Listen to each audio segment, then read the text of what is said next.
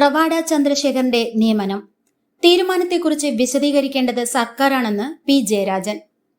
സംസ്ഥാന പോലീസ് മേധാവിയായി റവാഡ ചന്ദ്രശേഖരന്റെ നിയമനം മെറിറ്റിന്റെ അടിസ്ഥാനത്തിലാണെന്ന് മുതിർന്ന CPM നേതാവ് MV ജയരാജൻ പോലീസ് മേധാവിയുടെ വിഷയം രാഷ്ട്രീയമായ നിലപാട് സ്വീകരിക്കേണ്ട പ്രശ്നമല്ലെന്നും സർക്കാർ തങ്ങൾക്ക് മുന്നിലെത്തിയ നിർദ്ദേശങ്ങളെ അടിസ്ഥാനമാക്കി തീരുമാനമെടുക്കുകയായിരുന്നുവെന്നും അദ്ദേഹം കൂട്ടിച്ചേർത്തു.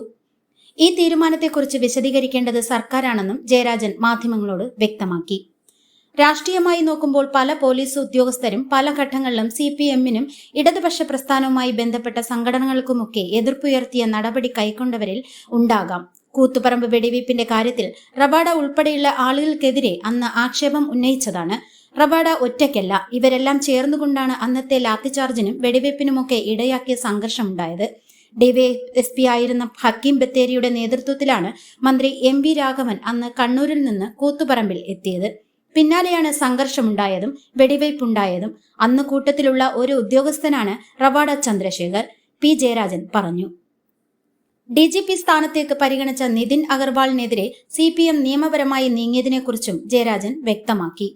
ഇപ്പോഴത്തെ പാർട്ടിയുടെ കൂത്തുപറമ്പ് ഏരിയ സെക്രട്ടറിയായ M സുകുമാരനെ ലോക്കപ്പിൽ ക്രൂരമായി മർദ്ദിച്ച കേസിൽ പ്രതിയായിരുന്നു നിതിൻ അഗർവാൾ. സുകുമാരൻ അദ്ദേഹത്തിനെതിരെ പരാതി നൽകിയിരുന്നു. അന്ന് അത്തരം നടപടികൾക്കെതിരെ CPM-ഉം മറ്റു പ്രസ്ഥാനങ്ങളും ശക്തമായ നടപടി സ്വീകരിച്ചിട്ടുണ്ട്, പി ജയരാജൻ വ്യക്തമാക്കി.